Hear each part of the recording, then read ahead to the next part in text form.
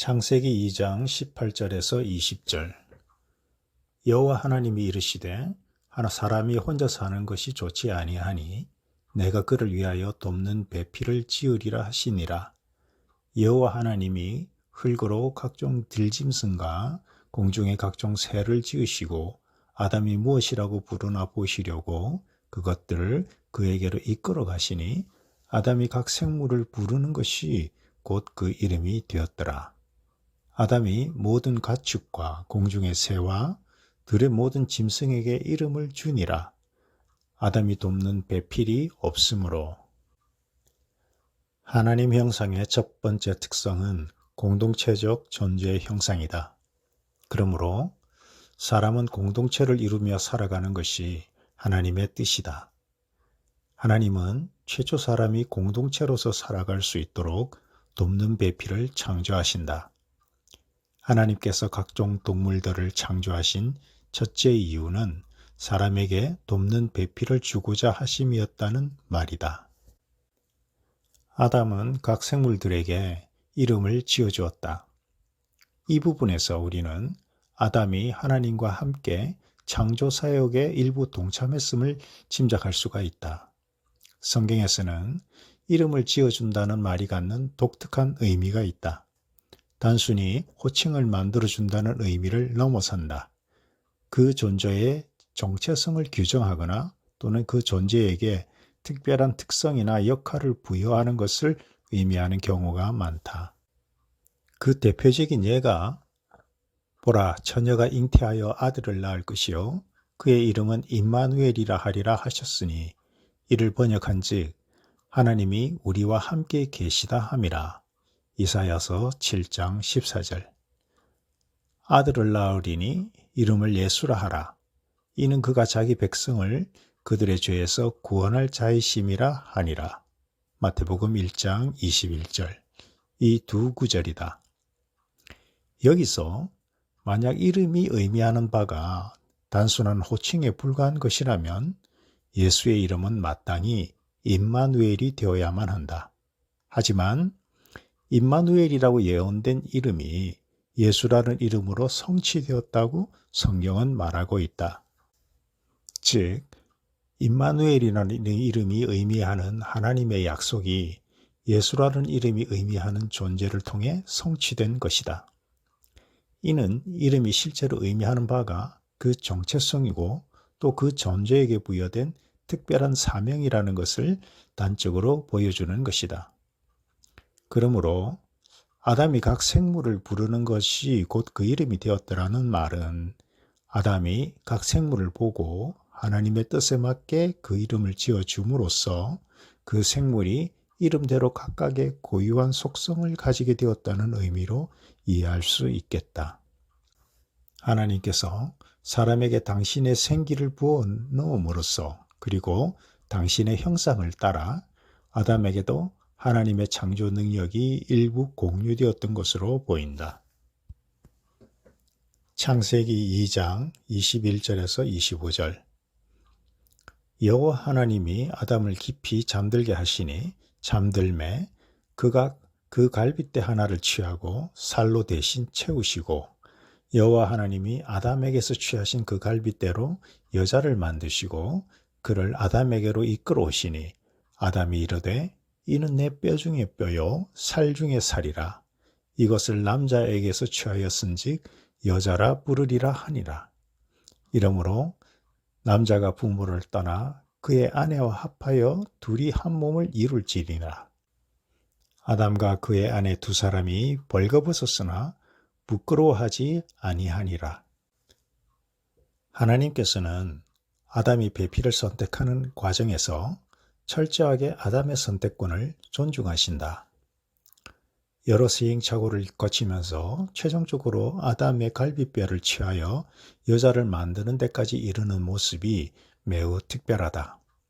비록 당신의 피조물이지만 당신의 영을 부어넣은 존재로서 당신과 동등한 위치에서 대접해주고 계시다.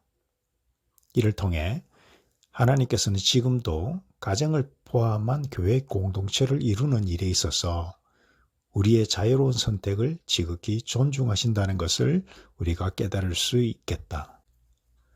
그런데 많은 인체 부위 중에 하필이면 왜 갈빗대일까? 수술하기에 보다 안전한 손이나 발 쪽도 있는데 남자의 치명적인 부위를 선택하신 것에는 그만큼 여자의 존재가 소중하며 또 이 존재를 위해 남자는 그 생명까지도 헌신해야 한다는 걸 말씀하시는 것으로 보인다.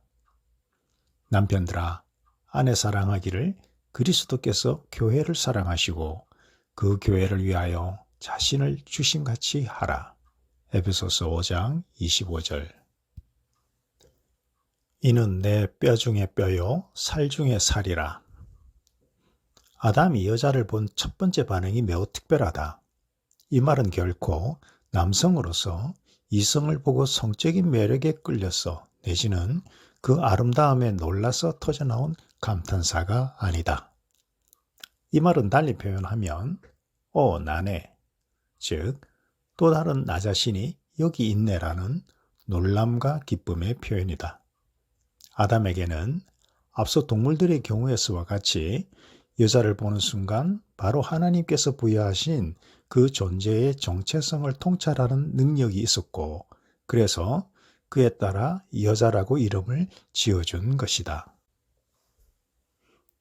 남자에게서 나온 존재, 이것이 여자라는 이름의 뜻이며 곧 여자의 정체성인 것이다. 그리고 이 정체성의 핵심은 여자는 남자와 연합하여 둘이 하나를 이루도록 창조된 존재라는 것이며 남자의 또 다른 자기 자신이라는 것이다. 남편들도 자기 아내 사랑하기를 자기 자신과 같이 할지니 자기 아내를 사랑하는 자는 자기를 사랑하는 것이라. 에베소서 5장 28절. 남자는 홀로 거하는 것이 하나님 보시기에 좋지 않고 여자는 남자와 분리하여 독립적으로 존재하도록 창조되지 않았다. 그러므로 오직 이 둘이 하나가 됨으로써 하나님께서 만들고자 하신 그 온전한 사람이 창조되는 것이다. 이것이 결혼의 본질이다. 남자가 부모를 떠나 그의 아내와 합하여 둘이 한 몸을 이룰지로다. 이 시점에서는 남자와 여자에게 육신의 부모라는 존재가 없는 상태였다. 그리고 이 남자와 여자가 장차 부모가 될 것이라는 설정도 아직 안 되어 있는 상태다. 아담과 하하가 죄를 범하고 에덴에서 추방되기 전에는 육적인 생산이 없었다. 따라서 부모라는 개념조차 성립이 되기 전이다. 결국 이 말씀은 장차 있을 일을 이미 있는 일처럼 말씀하신 것이라 받아들일 수밖에 없겠다. 그런데 이 말씀을 굳이 이 지점에서 하신 뜻은 무엇일까? 하나님께서 만들고자 하시는 공동체는 부모와 자식 관계가 중심이 되는 혈연 공동체가 아니라 남자와 여자가 결혼을 통하여 이루는 부부 중심의 공동체라는 말씀을 하시고자 함이라 생각된다. 인류의 지난 역사는 혈연 중심의 가부장적 시족, 부족, 민족 공동체의 역사였다. 이는 인종 간, 민족 간, 그리고 신분 간 차별과 분쟁을 보편화시키는 원천이 됐다. 하나님께서는 이런 공동체를 미리 경계하신 것이다. 하지만 죄를 범한 인간은 하나님의 의도에 반하는 역사를 써오고 있는 것이다. 그리고 부모를 떠나라는 것은 부모를 공경하지 말라는 의미가 아니다. 부부가 하나 되어 자원하여 공경하라는 뜻이며 부부가 중심이 되어 혈연의 울타리를 뛰어넘는 공동체를 이루어 나가라는 것이다. 그런데 애초에 하나님께서 남자를 분리해서 여자를 만드심으로 둘이 된 것인데 이제 이 둘더러 하나가 되라고 말씀하신다. 여자는 남자로부터 나온 존재지만 하나님께서는 여자를 남자와는 그 특성이 많이 다르게 창조하셨다. 몸도 다르고 기질도 다른 독립된 인격체다. 이 서로 다른 두 인격체가 한 몸을 이루라고 하신다. 당초 하나를 둘로 만드신 분은 하나님이신데 어떻게 사람들로 둘이 합하여 다시 하나가 되라고 하시는 건가?